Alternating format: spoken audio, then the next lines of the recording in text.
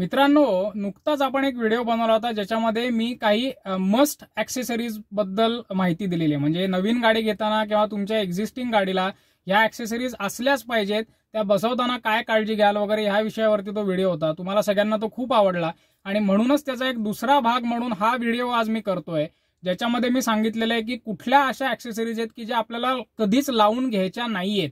ह्या ॲक्सेसरीज खूप गाड्यांमध्ये मी दररोज बघत असतो आणि ह्यांनी खूप मोठे धोके आपल्याला निर्माण होत असतात। त्यामुळे प्रत्येक ॲक्सेसरी या लिस्टमधली महत्त्वाची आहे, अवॉइड करणं। तर हा महत्त्वाचा व्हिडिओ आहे, शेवटपर्यंत बघा। ह्याच्यामध्ये मी तुमचं स्वागत करतो। व्हिडिओला सुरुवात करू, चला तर मग।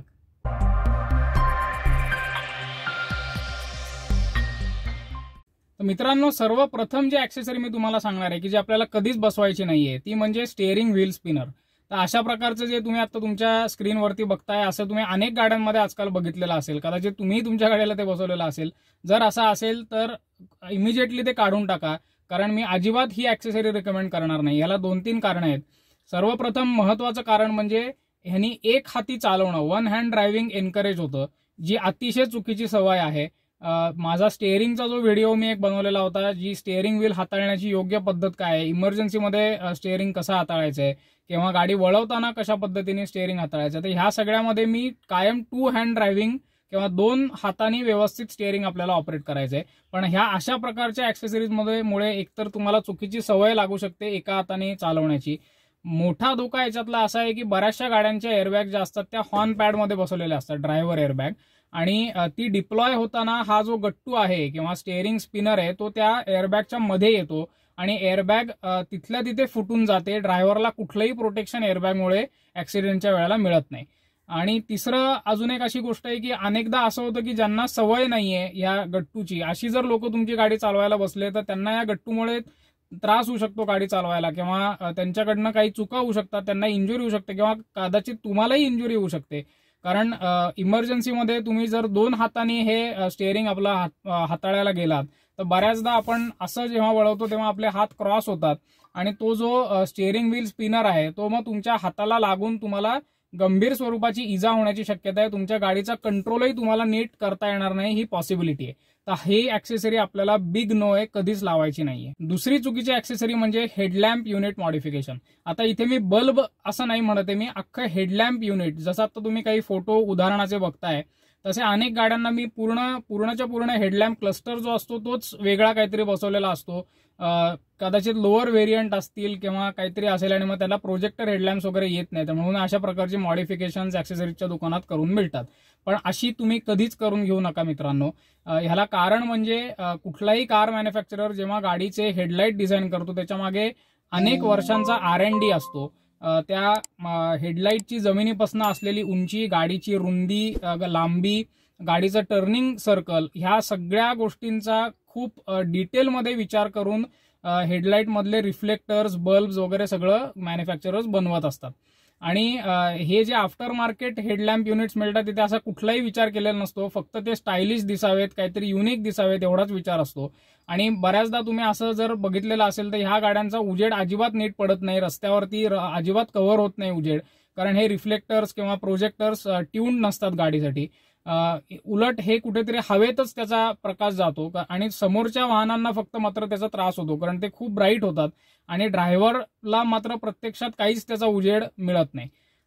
अजून एक प्रॉब्लेम याच्यामध्ये की जे कटआउट असतो हेडलॅम्पचा हा बऱ्याचदा मॉडिफाय करायला लागतो, कारण तो स्टँडर्ड शेपमध्ये किंवा स्टँडर्ड क्लिप्समध्ये त्याची जी माउंटिंग्स वगैरे असतात तर ते त्याला चालत नाही।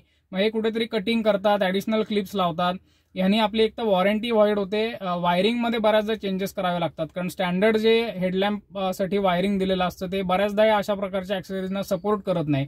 मग कटिंग, स्प्लायसिंग, रिलेज टाकून शॉर्ट सर्किटचा धोका एक तर निर्माण होतो यांनी, आणि आपली इलेक्ट्रिकल वॉरंटी किंवा ओव्हरऑलच गाडीची वॉरंटी यांनी नक्कीच तुमची कॉम्प्रोमाइज होणार आहे, कारण हे एक मोठं मॉडिफिकेशन तुम्ही करताय गाडीमध्ये की ज्याची तुम्हाला परवानगी नाहीये। मित्रांनो, पुढची चुकीची ॲक्सेसरी म्हणजे विंडो कर्टन्स। हा ट्रेंड ऍक्च्युली पूर्वीपासून आहे। म्हणजे मला अगदी आठवतंय लहानपणी अँबॅसिडर किंवा फियाट गाड्यांना किंवा मेटेडॉर वगैरे ज्या गाड्या तेव्हा होत्या त्यांना अशा प्रकारचे पडदे लावायचे लोक। तेव्हाही ते जरा विचित्रच वाटायचं, कारण ते घरातली जी अशी डेकोरेटिव्ह गोष्ट आहे ती गाडीसाठी नाहीच चांगली वाटत, म्हणजे डोळ्यालाही ते जरा ऑडच दिसतं. पण ते अगदी आपण तो दिसण्याचा भाग सोडून दिला तरी सर्वप्रथम हे इल्लीगल आहे. कारण मी विंडो फिल्मच्या बाबतीत पुढे व्हिडिओमध्ये सांगणार आहे, त्याच्या बाबतीत तो नियमही सांगेन. पण ह्या कर्टनमुळे ड्रायव्हरची पूर्ण व्हिजिबिलिटी ब्लॉक होते आणि त्याच्यामुळे नवीन ब्लाइंड स्पॉट्स क्रिएट होतात. आरशातनं व्यवस्थित अंदाज घेता येत नाही, काचेतनं काही ठराविक वेळेला ड्रायव्हरला व्हिजिबिलिटी राहत नाही. तर हा मोठा प्रॉब्लेम आहे.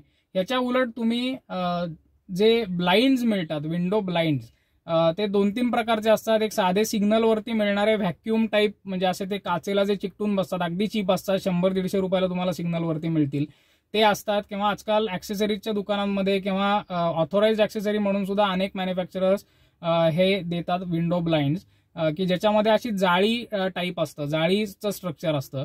आता ही जाळी असं करते की ड्रायव्हरला तर व्हिजिबिलिटी व्यवस्थित बाहेरची ठेवून देते, म्हणजे कुठलेही नवीन ब्लाइंड स्पॉट्स आणि क्रिएट होत नाहीत. पण मात्र बाहेरची जी हीट आहे किंवा बाहेरचा जो सनलाईट आहे तो मात्र गाडीत तेवढ्या प्रमाणात येत नाही. आता चौथी जी गोष्ट आहे ती म्हणजे डायरेक्ट ऍक्सेसरी म्हणून नाहीये, पण अनेक लोक गाडीच्या मागचा जो पार्सल ट्रे असतो त्याच्यावरती मोठी मोठी सॉफ्ट टॉईज, म्हणजे टेडी बेअर्स किंवा लहान मुलांचे अशी जी, किंवा अगदी आपण असं म्हणणं चुकीचं आहे ऍक्च्युली की लहान मुलांचं, कारण अनेक मोठ्या माणसांनाच, विशेषतः महिला वर्गाला अशा या सॉफ्ट टॉईजचा खूप शौक असतो. आणि मग म्हणून लोक पार्सल शेल्फवरती अशी मोठी मोठी सॉफ्ट टॉईज ठेवलेल्या अनेक गाड्या तुम्ही बघितलेल्या असतील. आणि त्याचा खूप मोठा प्रॉब्लेम असा होतो की आपला जो इनसाइड रिअर व्ह्यू मिरर आहे तर त्याच्यातनं मागची काच व्यवस्थित आपल्याला दिसत नाही. मागून जर कुठली गाडी तुम्हाला अचानक फॉलो करत असेल, खूप जवळ आलेली असेल, ओव्हरटेक करायचं असेल किंवा पार्किंग करताना, रिव्हर्स घेताना तुमची व्हिजिबिलिटी कॉम्प्रोमाइज होते. तर अशा प्रकारची सॉफ्ट टॉईज वगैरे कधी आपल्याला गाडीमध्ये पार्सल शेल्फवरती ठेवायची नाहीत. फॉर दॅट मॅटर लगेज सुद्धा, म्हणजे मोठ्या बॅगा ठेवणं किंवा काही सामान ठेवणं पार्सल शेल्फवरती की ज्यांनी IVRM मधनं काही दिसणारच नाही, तर अशा गोष्टी आपल्याला अवॉइड करायच्या. मित्रांनो, आता ह्या ऍक्सेसरीवरती तर आपण एक शॉर्ट व्हिडिओ सुद्धा बनवलेला होता की हा अतिशय चुकीचा एक ट्रेंड आलेला आहे की बऱ्याचशा गाड्यांमधले जे रिफ्लेक्टर्स असतात मित्रांनो, जे हेडलाईटच्या बाहेर लावलेले असतात, म्हणजे बंपरवरती किंवा साईडला कुठेतरी लावलेले असतात, तर ते काढायचे रिफ्लेक्टर्स आणि त्याच्या जागी काहीतरी फॅन्सी LED लाईट्स लावायचे की इंडिकेटर लावल्यानंतर असे ते मूव्ह होणारे लाईट येतात त्याच्यात किंवा वेगळ्या वेगळ्या प्रकारे ते ब्लिंक होतात. तर असे काहीतरी मूर्खपणा ची ऍक्सेसरी आता ट्रेंडमध्ये आलेली आहे. आणि हा केवळ स्टुपिडिटी आहे, कारण रिफ्लेक्टर्सचा मुळातच पर्पज असा आहे की जेव्हा तुमची गाडी बंद असते, पार्किंग केलेलं असतं तुम्ही, गाडी जेव्हा बंद असते तेव्हा इतर गाड्यांना तुमच्या गाडी तिथे आहे हे दाखवणं, हे रिफ्लेक्टरचं काम आहे. तो रिफ्लेक्टर तुम्ही काढून तिथे जर काहीतरी लाईट बसवलात तर तुम्हीच विचार करा किती बिनडोकपणाचं काम आहे. म्हणजे जेव्हा तुमची गाडी साईडला पार्क असेल किंवा बोगद्यातनं जात असाल तुम्ही आणि जर तुम्ही लाईट लावायचे विसरलात चुकून, तर मागच्या गाड्यांना हे खूप उशिरा लक्षात येईल की इथे गाडी आहे. कारण जोपर्यंत तुम्ही लाईट लावत नाही किंवा जोपर्यंत तुम्ही इंडिकेटर लावत नाही तोपर्यंत अशा प्रकारचे लाईट कामच करत नाहीत. किंवा पार्किंगमध्ये तर गाडी बंदच असते, त्याच्यामुळे प्रश्नच येत नाही. तर अशा प्रकारचे बिनडोक ऍक्सेसरीज तर कधीच लावून घेऊ नका. स्टाईलच्या नावावरती आपण खूप मोठे धोके आपल्या गाडीसाठी घेतोय, हे लक्षात ठेवा. आता अजून एक घातक ऍक्सेसरी, म्हणजे ऍक्सेसरी म्हणून ती घातक नाहीये, पण त्याचं लोकेशन मित्रांनो बऱ्याच गाड्यांमध्ये मी बघितलेलं आहे की अतिशय चुकीच्या लोकेशनला ते ठेवलेलं असतं किंवा माउंट केलेलं असतं. बरेचसे टिश्यू बॉक्सेस गाडीमध्ये येतात, कार टिश्यू बॉक्सेस. एवढा घाम कुणाला येतो आणि काय त्याचं महत्व आहे मला खरंच माहिती नाही. तुम्ही कुठे थांबलात तर छान तुम्ही तोंडावरती पाणी मारू शकता, खिशातल्या रुमालाने तुमचं तोंड साफ करू शकता, पण प्रत्येकाचा चॉईस असतो. पण ते ठेवताना अनेक लोक अशा ठिकाणी ठेवतात की जिकडून महत्वाचे कंपोनंट्स जिकडे गाडीचे इन्व्हॉल्ड आहेत. मग आता तुम्ही ह्या चित्रामध्ये जसं फोटोमध्ये बघताय तशी तो टिश्यू बॉक्स हा एअरबॅगच्या वरती ठेवलेला आहे, म्हणजे जिथून एअरबॅग येणार आहे बाहेर. बऱ्याचशा गाड्यांमधल्या ज्या एअरबॅग्स असतात, फ्रंट एअरबॅग्स, ड्रायव्हरची एअरबॅग मागाशी सांगितल्याप्रमाणे हॉर्न पॅडमधनं बाहेर येते आणि शेजारच्या पॅसेंजरची एअरबॅग आहे ती डॅशबोर्डमधनं बाहेर येते. ह्याच्यावरती पण आपण एक खूप डिटेल व्हिडिओ केलेला आहे एअरबॅग्सवरती, तर तोही तुम्ही अवश्य बघा. तर अशा ठिकाणी कुठेतरी ती टिश्यू बॉक्स माउंट केलेली असते. आणि आता तुम्ही विचार करा की जर त्या एअरबॅगच्या हाऊसिंगवरती तुम्ही टिश्यू बॉक्स ती ठेवलेली आहे, अपघात झाला आणि जर एअरबॅग डिप्लॉय झाली तर ती टिश्यू बॉक्स जी आहे ती एखाद्या मिसाईल सारखी तुमच्या तोंडावरती येऊन आपटणार आहे. त्या एअरबॅगचा तर काही उपयोग होणारच नाही, कारण ती नीट उघडूच शकणार नाही. पण ह्या उलट ते जे काय तुम्ही तिथे ठेवलेले आहेत, मग ते टिश्यू बॉक्स असेल, देवाची मूर्ती असेल, परफ्यूम असेल, एनिथिंग, म्हणजे जिथे जिथे एअरबॅग लिहिलेला आहे तिथे कुठल्याही प्रकारची अशी ऍक्सेसरी, कुठल्याही प्रकारचं काही आपल्याला तिथे ठेवायचं नाहीये. कारण अपघाताच्या वेळेला हे एक मिसाईल बनून आपला जीव घेऊ शकतं मित्रांनो. पुढची अतिशय चुकीची ऍक्सेसरी म्हणजे हे बंपर्स किंवा ज्याला बुल गार्ड्स असं म्हणतात, फ्रंट किंवा रिअरमध्ये. हे जास्त करून SUVs आणि MUVsला लोक लावून घेतात. तर हे आपल्याला कधीच करायचं नाहीये. सर्वप्रथम एक तर इल्लीगल सुद्धा आहे, आणि ते काय इल्लीगल आहे ते आता त्याची तुम्हाला कारणं सांगतो. बेसिकली असं असतं की एअरबॅग्स, सगळ्या गाड्यांना आजकाल एअरबॅग्स येतात, ओके, आणि एअरबॅगचे जे सेन्सर्स असतात ते बंपरच्या आतमध्ये लावलेले असतात. आता जेव्हा त्या बंपरवरती कुठलाही इम्पॅक्ट होतो तेव्हा ते सेन्सर्स ऍक्टिव्हेट होतात. त्यांना कळतं की समोरून काहीतरी येऊन धडकलेलं आहे आणि आतमध्ये एअरबॅग डिप्लॉय होण्याचं मेकॅनिझम चालू होतं. पण आता जर तुमच्या गाडीला तुम्ही बुलबार लावलेला असेल किंवा बंपर जर लावलेला असेल तुमच्या गाडीला अशा प्रकारचं, जसं तुम्ही फोटोमध्ये मगाशी बघितलं, तर ह्या सेन्सर्सला कळतच नाही की समोरून काहीतरी येऊन तुम्हाला धडकलेलं आहे. त्यामुळे पहिली गोष्ट तर सर्वात मोठा धोका म्हणजे तुमच्या एअरबॅग्स डिप्लॉय होणार नाहीत. दुसरी गोष्ट म्हणजे हे जे बंपर्स किंवा बुलबार्स असतात ते डायरेक्टली चॅसीमध्ये बऱ्याचदा माउंट केलेले असतात. म्हणजे त्याची जी माउंटिंग असतात ती चॅसीला माउंटेड असतात. आता सगळ्या गाड्या, नवीन ज्या गाड्या आहेत त्या अशा पद्धतीने डिझाईन केलेल्या असतात की जास्तीत जास्त जो इम्पॅक्ट आहे ऍक्सिडेंटचा तो सगळे प्लास्टिक पार्ट्स आहेत, म्हणजे बंपर्स आहेत, हेडलाईट्स आहेत, बाकी तिकडचं ग्रिल वगैरे जे आहे ते सगळं ऍब्सॉर्ब करतं आणि ते कोलॅप्स होतं. आणि चॅसीला किंवा तुमचे जे बेसिक स्ट्रक्चरल मेंबर्स आहेत गाडीचे त्याला कुठेही इम्पॅक्ट होत नाही. कारण हे सगळं, ह्याला क्रम्पल झोन्स असं म्हणतात. ह्याने तुमचीही सेफ्टी एक तर इन्शुअर होते, कारण चॅसीपर्यंत जर तो इम्पॅक्ट गेला तर तो इम्पॅक्ट चॅसीमधनं तुम्हालाही येणार आहे. ह्याच्या मागे खूप मोठे मोठे विचार आहेत. ह्याच्यावरती एक सेपरेट व्हिडिओ आपण बनवू कधीतरी. पण एवढंच तुम्ही लक्षात ठेवा की पुढे किंवा मागे अशा प्रकारचे कुठलेही बुलबार्स किंवा कुठल्याही प्रकारचे बंपर्स हे आपल्याला लावून घ्यायचे कधीच नाहीये. आता काळ्या काचा, आता ह्याच्यावरती तर तुम्ही बरेच व्हिडिओ ऑलरेडी इंटरनेटवरती बघितलेले असतील, पोलिसांचे म्हणा किंवा अनेक तुम्ही कारवाई सुद्धा होताना बघितलेली असेल काळ्या काचांवरती. तर ह्याच्यातला RTOचा नियम काय आहे, मगाशी मी तुम्हाला सांगितलं की मी ह्याच्याबद्दल सांगेन. तर RTOचा नियम असा आहे की पुढची आणि मागची जी काच आहे त्याला कमीत कमी 70% व्हिजिबिलिटी असणं आवश्यक आहे. म्हणजे 70% ट्रान्सपरन्सी त्याची असली पाहिजे. आणि साईडच्या ज्या सगळ्या विंडोज आहेत त्याला मिनिमम 50% व्हिजिबिलिटी असणं आवश्यक आहे. हा RTOचा किंवा CMVR मोटर व्हेकल ऍक्ट प्रमाणे हा नियम आहे. तर ह्याच्यामध्ये बसणाऱ्या कुठल्याही टिंटेड फिल्म तुम्ही बसवून घेऊ शकता की जे RTO अप्रूव्ड आहे, 50%च्या पेक्षा जास्त व्हिजिबिलिटी ज्याला आहे अशी तुम्ही फिल्म बसवून घेऊ शकता.